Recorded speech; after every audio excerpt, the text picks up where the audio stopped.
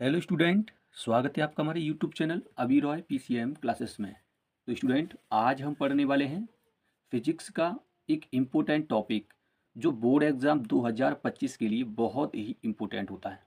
यह टॉपिक कई बार board exam में पूछा गया है, इसलिए स्टूडेंट इस टॉपिक को तैयार करके जरूर जाना।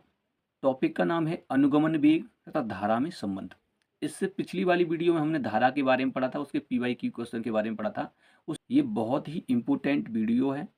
इस क्वेश्चन जो है यह जो क्वेश्चन जो है ये बोर्ड एग्जाम में बहुत बार पूछा जाता है, इसलिए इस वीडियो को बिना स्किप किए पूरा ध्यान से सुने और ध्यान से देखें ताकि आपको डेरिवेशन जो है इसका समझ में आ सके। ठीक है स्टूडेंट, तो बने रहिए वीडियो के एंड तक। यदि चैनल पर नए हो तो चैनल को सब्सक्राइब कर लें, बेल आइकन को प्रेस कर ऑल पे जाकर क्लिक कर दें ताकि आपको आने वाले न्यू टॉपिक की वीडियो मिल सके। स्टूडेंट, तो चलते हैं, स्टार्ट करते हैं और पढ़ते हैं कि अनुगमन वेग तथा धारा में संबंध क्या होता है। तो चलते हैं, स्टार्ट करते हैं। तो चलिए स्टूडेंट, अनुगमन वेग तथा धारा में संबंध। अनुगमन वेग तथा धारा में संबंध होता क्या है, अनुगमन वेग क्या होता है। तो स्टूडेंट, मैं आपको बता दूं कि अनुगमन वेग होता क्या है। तो चलिए मैं इसको समझा दूं आपको चित्र के माध्यम से। चलिए स्टूडेंट, मैं आपको समझाता हूं कि अनुगमन वेग क्या है। पहले तो मैं इसकी आपको परिभाषा सुना देता हूं कि अनुगमन वेग होता क्या है। वैसे इस परिभाषा की इस टॉपिक में कोई ज़रूरत नहीं है, फिर भी यहाँ पर हम अनुगमन वेग में संबंध देखेंगे, तो इसलिए हम यहाँ पर जानना जरूरी है कि अनुगमन वेग होता क्या है। तो स्टूडेंट, अनुगमन वेग होता है कि वह सूक्ष्मतम वेग जो इलेक्ट्रॉन को त्वरित करता है, यानी कि इलेक्ट्रॉन को प्रदान करता है। यानी कि जब हम किसी चालक को किसी बैटरी से जोड़ते हैं तो बैटरी उस चालक में उपस्थित इलेक्ट्रॉन को एक सूक्ष्म नियत वेग ही दे पाती है। उस सूक्ष्म नियत वेग को ही हम क्या कहते हैं, अनुगमन वेग कहते हैं। इस अनुगमन वेग को v और d से प्रदर्शित करते हैं, यानी कि v स्मॉल d नीचे बेस में होता है, ठीक है नहीं, इससे प्रदर्शित किया जाता है।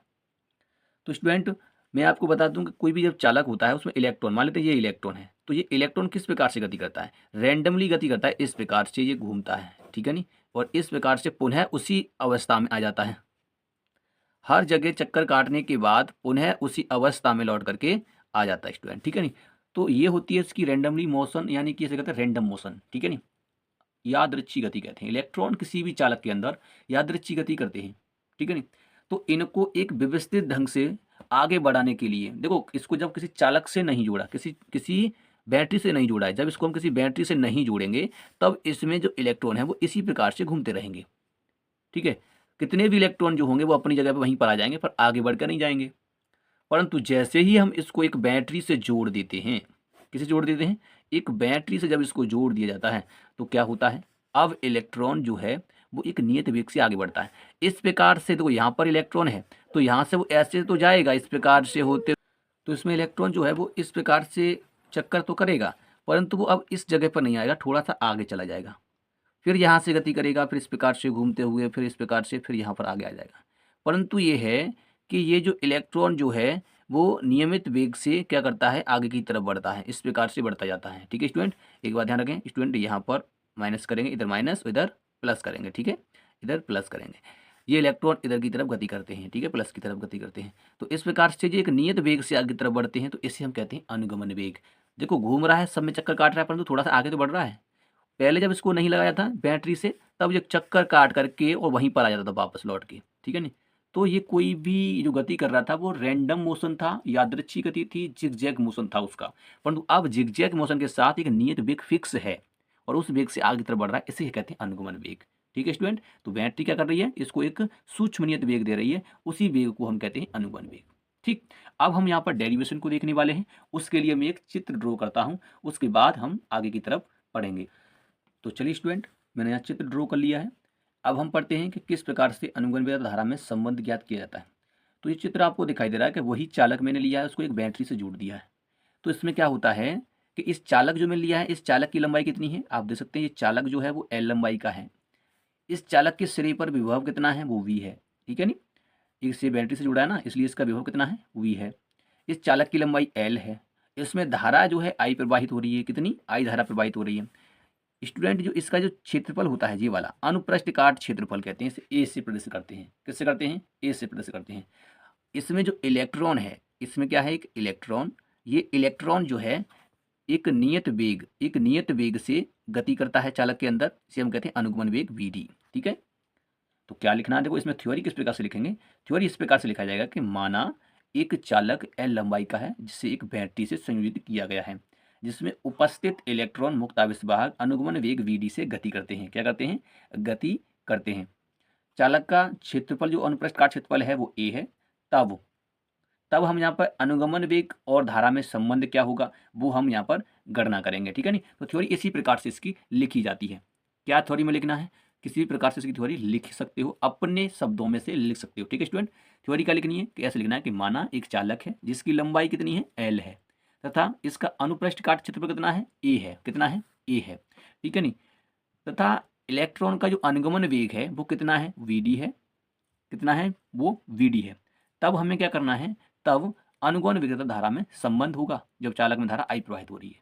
ठीक, तो ये होता है इसका डायग्राम। और अब हम इसका डेरिवेशन करेंगे और थ्योरी भी मैं यहाँ पर पुट कर दूंगा। ठीक है, तो चलिए मैं सबसे पहले इसकी थ्योरी पुट कर देता हूँ ताकि आपको दिक्कत ना हो, आप लिख सको। ठीक है स्टूडेंट, तो चलिए मैं यहाँ पर थ्योरी लिख देता हूँ। तो स्टूडेंट मैंने थ्योरी भी यहाँ पर पुट कर दी है, आप देख सकते हैं मैंने क्या लिखा है कि माना एक चालक जिसकी लंबाई L है तथा अनुप्रस्थ काट क्षेत्रफल A है और इलेक्ट्रॉन का अनुगमन वेग Vd है।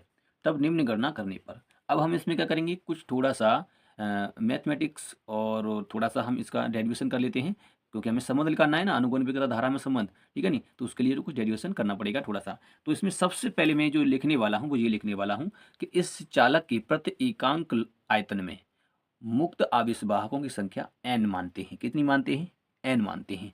तो मैं यहाँ पर वही चीज लिखूंगा।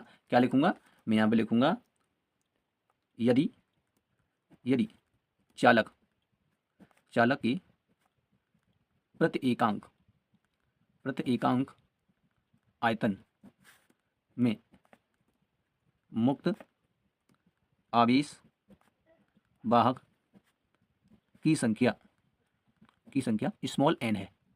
ठीक है नहीं, इतना मान लिया है हमने, स्मॉल n है। मुक्त आवेश वाहक कितनी है, स्मॉल n है। ठीक है नहीं, तो ये तुम्हारे यदि मतलब इतने हैं, मुक्त आवेश वाहक की संख्या कितनी है, स्मॉल n। अब हम क्या करेंगे, इस चालक का आयतन निकालेंगे। पहले क्या करेंगे, क्योंकि हमने प्रत्येकांक आयतन मान लिया है कि n इलेक्ट्रॉन है, कितने n इलेक्ट्रॉन उपस्थित हैं, तो हम इस पूरे चालक में कितने इलेक्ट्रॉन होंगे तभी तो निकाल पाएंगे ना। तो सबसे पूरे चालक का हम क्या निकालना पड़ेगा, आयतन निकालना पड़ेगा। तो अब यहाँ पे क्या करेंगे, अब संपूर्ण चालक का आयतन।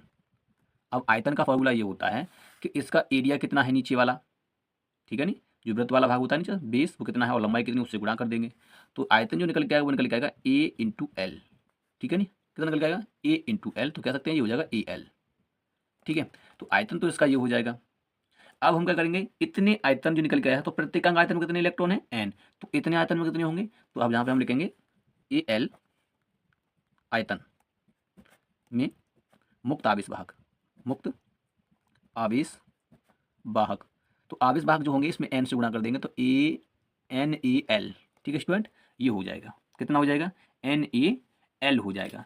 अब मैं स्टूडेंट आपसे कह दूं, क्या कह दूं कि यहाँ पर जो इलेक्ट्रॉन है, ये कोई एक इलेक्ट्रॉन है, ये इलेक्ट्रॉन यदि आवेश जो तुम्हें दिखाई देता है, इस इलेक्ट्रॉन पर जो आवेश होता है वो कितना होता है, इलेक्ट्रॉन पर जो आवेश है, आवेश, ठीक है नहीं, तो मैं यहाँ पे आवेश निकालना चाहूँ तो इस चालक पर कितना आवेश होगा, जो एक इलेक्ट्रॉन पर आवेश होगा वही तो होगा। इस चालक पर जो आवेश होगा वो एक इलेक्ट्रॉन पर उपस्थित आवेश के बराबर होगा। तो यानी कि मैं कह सकता हूँ कि इतने आवेश वाहक हैं, कितने आवेश वाहक हैं, इतने, तो इलेक्ट्रॉन संख्या इतनी है, तो एक इलेक्ट्रॉन पर आवेश, तो हम कहेंगे, अब यहाँ पर लिखेंगे, यहाँ लिखेंगे अब हम जानते हैं, ठीक है नहीं, यहाँ लिखेंगे वी नो डेट, हम जानते हैं। क्या जानते हैं, हम यह जानते हैं, थोड़ा सा आगे कर लेते हैं कि इलेक्ट्रॉन पर आवेश, इलेक्ट्रॉन पर जो आवेश होता है वो होता है E। अब मुक्त आवेश भाग कितने हैं हमारे, तो हम लिखेंगे NaL, इलेक्ट्रॉन पर आवेश। तो स्टूडेंट ये हम संपूर्ण के निकालेंगे तो इसलिए इसे क्या हो जाएगा, NaLe। ठीक है, तो ये जो तुम्हारा हो जाएगा इसको हम ऐसे लिखते हैं क्या, कि Q बराबर NaLe। ठीक है, क्योंकि संपूर्ण चालक पर जो है कितना आवेश होगा वो इतना आवेश होगा। ठीक है नहीं, अब इतना आवेश जब तुम्हारा होगा तो इतने आवेश को इस चालक से यहाँ तक प्रवाहित होने में कितना समय लगेगा, ठीक है नहीं। और जितने समय में ये आवेश यहाँ से यहाँ तक पहुँचेगा वो इसकी धारा होगी, ठीक है नहीं। इतना आवेश यहाँ से यहाँ तक निकल जाएगा तो इस पॉइंट से मान लेते हैं, तो हम धारा निकालेंगे ना, इसलिए तो लिए सबसे पहले हम यहाँ पर क्या याद करते हैं, समय निकालेंगे। समय क्या निकालेंगे कि अब ये इलेक्ट्रॉन यहाँ से यहाँ तक आने में चालक को पार करता है, तो एल लंबाई दूरी को पार करेगा, वेग कितना है वी डी। चाल तुम्हें दी गई है, दूरी तुम्हें दी गई है, तो समय निकाल लेंगे। तो अब क्या करेंगे, तो यहाँ लिखेंगे यदि इलेक्ट्रॉन का वेग, इलेक्ट्रॉन का वेग कितना है, वी डी है, तो एल लंबाई या एल दूरी कह सकते हैं, एल लंबाई पार करने में लगा समय। तो समय यहाँ पर निकालोगे तो निकल के आएगा ये टी बराबर, चाल बराबर क्या होता है, दूरी बट्टे समय। चाल बराबर क्या होता है, दूरी बट्टे समय, तो समय बराबर क्या होगा, दूरी बट्टे चाल। तो समय बराबर होता है, देखो हम बता दें आपको यहाँ पर कि चाल बराबर जो होता है वो होता है दूरी बट्टे समय। तो समय निकालोगे चाल नीचे आ जाएगा ना, दूरी बट्टे चाल हो जाएगा। तो दूरी कितनी है एल, चाल कितनी है वी डी, इलेक्ट्रॉन का वेग, ठीक है, ये तो हो जाएगा। अब ये समय निकल आया है तुम्हारा। अब निकालेंगे हम धारा, तो चालक से प्रवाहित धारा, तो यहाँ लिखेंगे अब चालक से प्रवाहित धारा। तो धारा बराबर क्या होता है, धारा का फॉर्मूला होता है स्टूडेंट, क्या होता है, आई बराबर क्यू अपॉन टी। क्या होता है, आई बराबर क्यू अपॉन टी होता है, ठीक है। तो अब यहाँ पर हम देखेंगे तो कितना हो जाएगा, ये हो जाएगा तुम्हारा आई बराबर क्यू अपॉन टी। जो वैल्यू दी है वो रख देंगे, क्यू का मान तुम्हें दिया ही है, क्या दिया है, ये दिया है, तो यहाँ हो जाएगा एन ए एल ई वटे, और नीचे का समय दिया है तुम्हें एल वटे वी और डी, ठीक है नहीं, इस प्रकार से हो जाएगा।